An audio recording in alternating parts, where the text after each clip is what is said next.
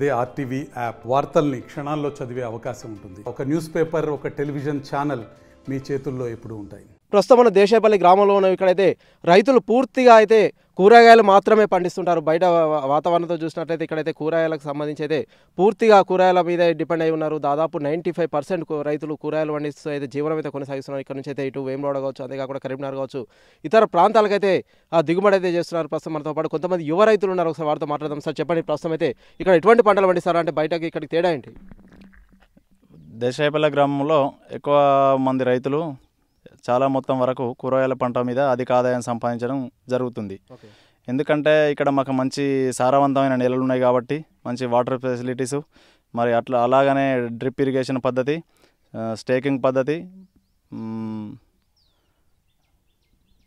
ప్రస్తుతం అంటే ఇక్కడ ఎటువంటి కూరగాయలు పండిస్తున్నారు? ప్రస్తుతం అంటే ఎటువంటి రకాలు ఉన్నాయి ఇక్కడ? బీరకాయలు కానీ, కాకరకాయలు కానీ, బెండ, మరి అలసింత వచ్చేసి పూల మొక్కలు కూడా ఎక్కువ శాతంలో దిగుబడి తీయడం జరుగుతుంది ఇక్కడ దేశాయపల్లి గ్రామంలో. ఓకే, అంటే ప్రస్తుతం ఇప్పుడు వాటికి వీటికి తేడా ఏముందంటే, ఇప్పుడు గతంలో అయితే ప్రతి రైతు అయితే పత్తి కావచ్చు, వరికి అయితే ఎక్కువ ప్రాధాన్యత ఇస్తారు, ప్రియారిటీ అయితే ఇచ్చే నేపథ్యంలో మీరు కూరగాయలు పండించడానికి ప్రధాన కారణం ఏంటి? పత్తి అనేది అంతకుముందు ఒక 10 సంవత్సరాల క్రితం పత్తి ఎక్కువ శాతం మంది పండించేటోళ్ళు.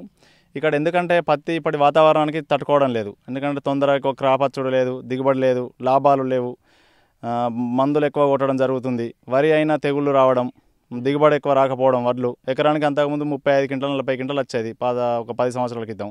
ఇప్పుడు అందరు పొలాలు వేస్తారు కాబట్టి కామన్గా వాటికి కూడా వైరస్ సోకడం వల్ల ఎక్కువ దిగుబడి రాకపోవడం వల్ల ప్రజలందరూ ఎక్కువ కూరగాయల సూపు మొగ్గు చూపుతారు. ఎందుకంటే అధిక ఆదాయం రావడం వల్ల కొంచెం ఒక లాభాల బాటలో నడుస్తామని కూరగాయల చెప్పు మొగ్గు చూపడం జరుగుతుంది రైతులు. ఓకే, అంటే కూరగాయలకు సంబంధించి అంటే ఎటువంటి ఇబ్బందులు ఉంటాయి? అంటే ప్రస్తుతం అయితే కోతులు కావచ్చు, అనేక రకాల పంట చేలకు సంబంధించి అయితే ఎటువంటి ఇబ్బందులు ఉన్నాయి? అయితే వచ్చేసి ఒకటి అన్నీ బాగానే ఉన్నాయి కానీ మాకు కోతుల బెడద. ఎందుకంటే కాలువ ఉన్నది కాబట్టి, ఇరిగేషన్ కాలువ పోయింది కాబట్టి ఊర్ల నుంచే కోతుల బెడద ఎక్కువగా ఉంటుంది. అందుకోసం మన ఇబ్బందిగా ఉండడం వలన సోలార్ సిస్టమ్ ఉపయోగించడం జరుగుతుంది కొంతమంది రైతులే. గవర్నమెంట్ నుండి సబ్సిడీ అనేకంగా ఉంటేనేమో అందరు పెట్టుకునే అవకాశాలు ఉండవు. ఇక చిన్న సన్నకారు రైతులు పెట్టుకోలేని స్థితిలో వాళ్ళు కొంచెం దిగుబడి కూడా తక్కువనే ఉంటుంది, కోతల బెడద ఎక్కువ ఉంటుంది, అంత పంట ఎక్కువ రావడం లేదు. ఓకే, అంటే ప్రస్తుతం మీరు ఎటువంటి పద్ధతులు పాటిస్తున్నారా? అంటే ఇప్పుడు ఎటువంటి పద్ధతిలో అయితే వ్యవసాయం అయితే చేస్తున్నారా? అంటే న్యాచురల్ పద్ధతిలో పండిస్తున్నారా, అంటే ఎరువులు వాడుతున్నారా, అంటే ఎట్లా ఉంది పరిస్థితి ఇక్కడ? ఇక కృత్రిమ ఎరువులే. నార్మల్ న్యాచురల్గా పండిస్తే దిగుబడి అనేది ఏం లేదు. పాతకాలం లాగా పేడ పోషో ఏదో కోడ ఎరువు దీంతో పండించే అవకాశాలు లేవు, తక్కువ. అట్లా పండిస్తే రైతే లాస్ అవ్వడానికి కారణం ఉంటుంది. కాబట్టి ఎక్కువ క్రిమి సంహారక మందులు, కృత్రిమ ఎరువులతోనే పంట పండించడం జరుగుతుంది. ఓకే సార్, చెప్పండి, మీకు ఎన్ని ఎకరాలు ఉంది ఇక్కడ? మాకు ఎకరన్నర ఉంది. ఓకే, అంటే ఏం వేస్తున్నారు సార్ ప్రస్తుతం? అయితే ప్రస్తుతం అలసిందకాయ, బీర, కాకర, ఓకే, బంతి. అంటే ఎట్లా ఉంది దిగుబడి, ఎట్లా ఉంది? అంటే దీనికి సంబంధించి అంటే ఇది మార్కెటింగ్ ఎక్కడ చేస్తున్నారు? మార్కెటింగ్ కరీంనగర్. దిగుబడి అయితే బాగానే ఉంటుంది. అంటే కొన్ని సిచ్యువేషన్లలో పంటకి తగిన ధర లభించక నష్టపోతూ ఉంటారు. కొన్ని సమయాలలో మంచి ధర వచ్చి రైతులు కొంచెం లాభపడతారు. ఒకసారి తలగకపోయినా ధర ఇంకోసారి తగ్గుతుందనే నమ్మకంతో ప్రజలు ఎక్కువ శాతం అగ్రికల్చర్లో ఓన్లీ కూరగాయల మీద డిపెండ్ అయి ఉంటారు. ఓకే, అంటే ఇప్పుడు వ్యవసాయ అధికారులు వస్తున్నారని మీకు దీనికి సంబంధించి ఏమైనా అవగాహన కల్పిస్తున్నారా రైతులకు సంబంధించి? మాకు ఇప్పటివరకు అయితే ఎలాంటి అవగాహన కల్పించలేదు. విలేజ్లో ఒకరిని చూసి ఒకరు అలానే ఇప్పటివరకు పంటలు పండించడం జరుగుతుంది. ఓకే, అంటే ఎంత వస్తుంది దిగుబడి, ఎంత వస్తుంది అప్రాక్సిమేట్లీ ఎకరానికి? అంటే అట్లా ఏం లేదు కానీ ఇప్పుడు ఈ పంట ఒక 10 గుంటలు ఒక పంట, 10 గుంటలు ఒక పంట అట్లా పెట్టినాం కదా. ఈ 10 గుంటలలో అన్ని ఖర్చులు పోగా ఓ 30-40 వేలు అయితే మిగులుతాయి. ఓకే, అంటే నెలకి 3 నెలలకి. ఓకే, అంటే 3 నెలల పంట ఇది? 3 నెలల పంట, 3 నెలలకు ఒక క్రాప్ చేంజ్ చేస్తూనే ఉంటాం అట్లా. ఓకే సార్, చెప్పండి, ఇప్పుడు కొరత అయితే కూలీల కొరత సైతం అధికంగా ఉందని అయితే చెప్తున్నారు కదా. ప్రస్తుతం ఎలా ఉంది ఇక్కడ? అంటే వ్యవసాయానికి సంబంధించి అంటే ఇప్పుడు కాయలు కోయడం కావచ్చు, అంటే కూరగాయలకు సంబంధించి అయితే ఎలా ఉంది? యాక్చువల్గా దేశాపల్లి గ్రామంలో అందరూ వ్యవసాయ కుటుంబాలే.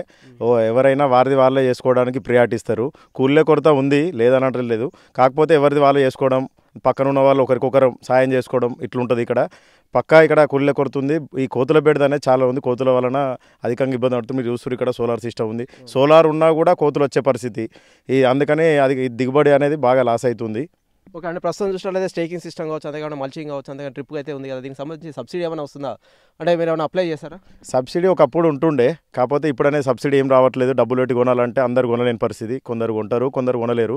అందుకనే కొంచెం ప్రభుత్వం చొరవ తీసుకొని రైతులకు సబ్సిడీ లాంటివి ఇస్తే బాగుంటుంది.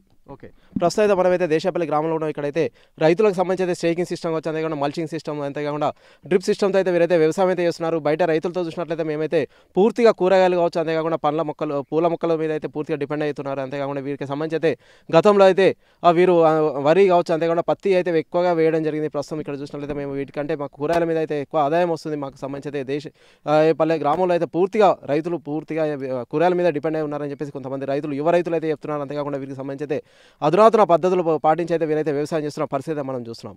Vote studio. మరిన్ని వీడియోస్ కోసం ఛానల్ ని సబ్స్క్రైబ్ చేయండి. లేటెస్ట్ అప్డేట్స్ కోసం వాట్సాప్ ఛానల్ ని ఫాలో చేయండి. అండ్ లింక్ డిస్క్రిప్షన్ లో ఉంది.